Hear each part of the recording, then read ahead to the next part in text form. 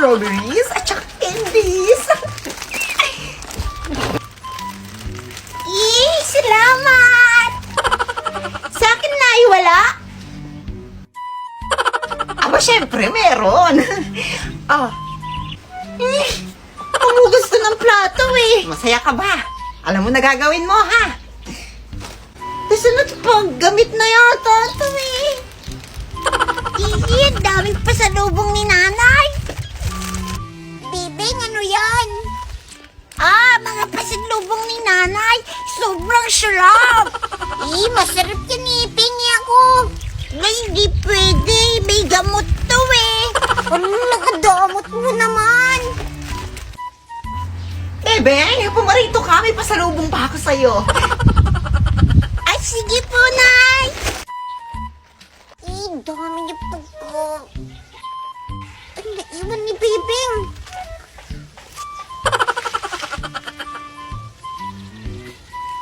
Masarap to eh. Oh, anak, bagong cellphone. Thank you, Nay! Ang dami pa sa lubong. May cellphone, may mga candy, tsaka strawberry. Nawawala yung strawberry ko. Hala, saan mo nalagay? Sandali, hahanapin ko. Bagong balita, bagong chismis. Ang ibinebentang strawberry ng taong ito ay... Anak, tignan mo. Siya yung nagtinda sa akin ng strawberry. Nasa TV siya. Nanay! Peking strawberry na may virus pala na kapag inyong nakain ay matutulad kayo sa lalaking ito. Panoorin natin. Wala, naging zombie sila. Naku, huwag mo na hanapin. Delikado pala yun. May virus yung strawberry na yun. Nakakatakot nga.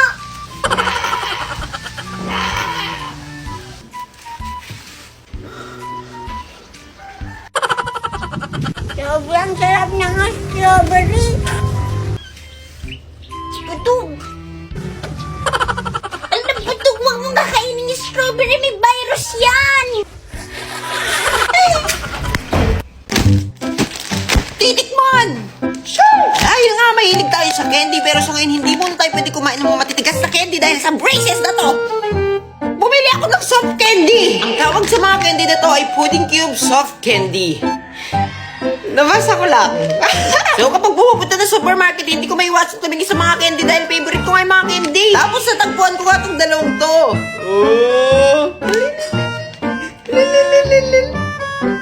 So, meron tayo ditong grapes na pudding cube at meron tayong strawberry.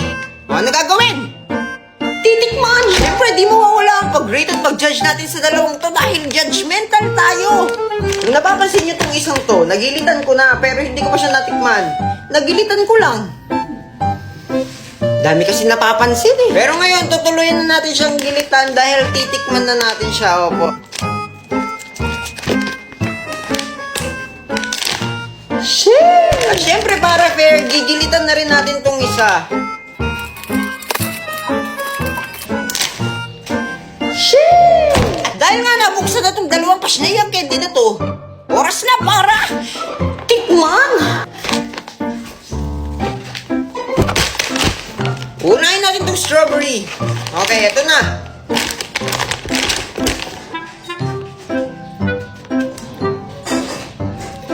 Ang hirap kagatin.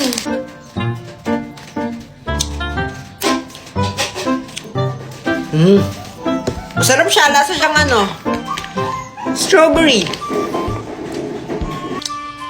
Nahihirapan pa rin ako kagatin siya pero ang rate ko sa strawberry na pudding cube soft candy na to ay 9/10. Masarap siya pero hindi ko pa rin siya makagat ng tuluyan. Grabe naman ang braces na to. Sunod itong grapes.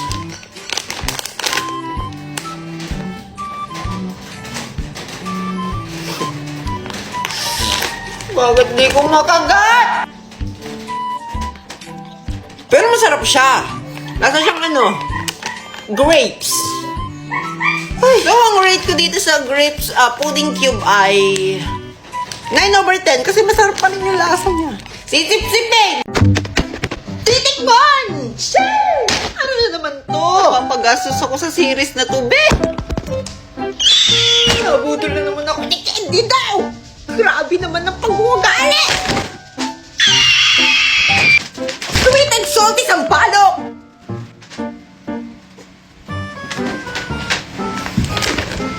Sweet, salty, and spicy sampalok! Pero umayos kayo, huwag kang nahihiya sa camera. Yan. Milky makapuno at milky ube halaya! Ano gagawin? Titikman! Dito muna tayo sa original sampalok. Ano gagawin? Sheesh! Aromatherapy! Amoy pa lang, busog ka na! Kukuha tayo ng isa para matikman natin at maritat. Grabe, ingay ng mga aso!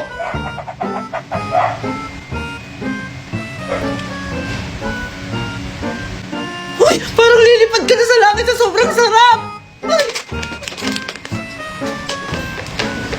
10/10! Dito naman tayo sa spicy sampalok! Bubuksan! Sheesh! I feel the pain. Ay! Itong spicy sampalok na to, ang pinakaunang sampalok na natikman ko na galing sa candy do. Kaya masasabi kong sobrang sarap niya. Pero para sa inyo, titikman pa rin natin. Ay, si OA.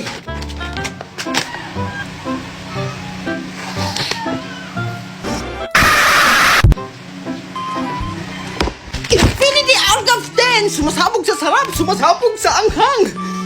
Pinabawisan ako dun, be. Sabi nila kapag naanghangan ka, kailangan mo ng something milky. Kaya naman, bumili rin ako ng milky makapuno. Bubuksan! Wala pa! Sheesh!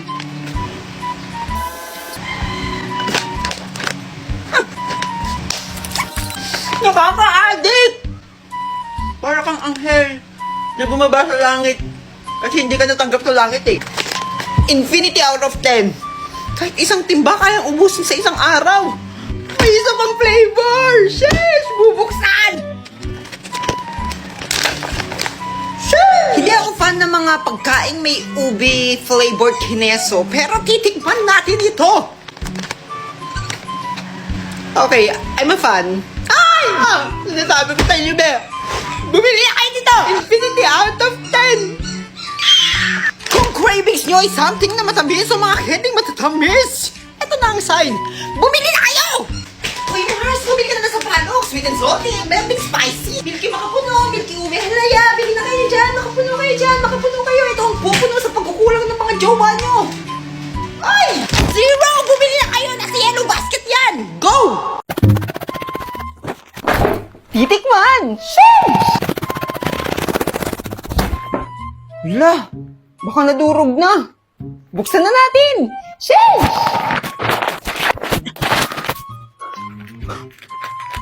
Tatas! Chicharon bagnet! Mayroon tayong original at mayroon tayong spicy! Anong gagawin? Titikman! Sheesh! Dito muna tayo sa original!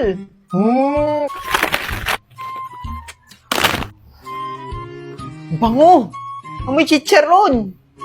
Ay, malamang, chicharon yan, be. Parang di ka naman nag-grade 2. Pero promise, amoy siyang, anonas. Huy! Hindi! Yung parang may laman tapos taba na pirinito, ganun. Pork chop! Ganon! Titikman! Ang tadong! Makakagat kaya kita?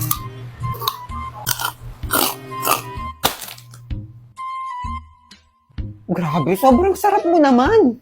Hindi siya yung parang ordinaryong chicharon na binibili lang para ipampulutan o kaya pang sahog sa ulam. Kasi ito, kapag pinampulutan to, ito na lang yung papansinin, hindi na sila iinom.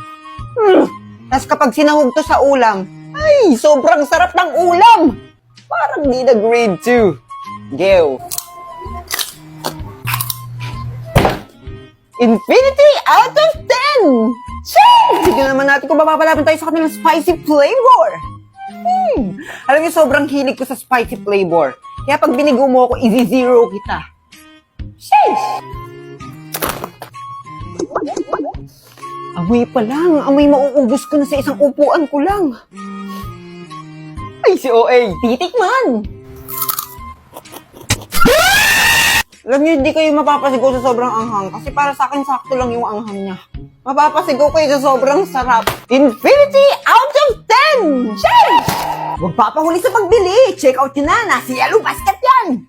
Go!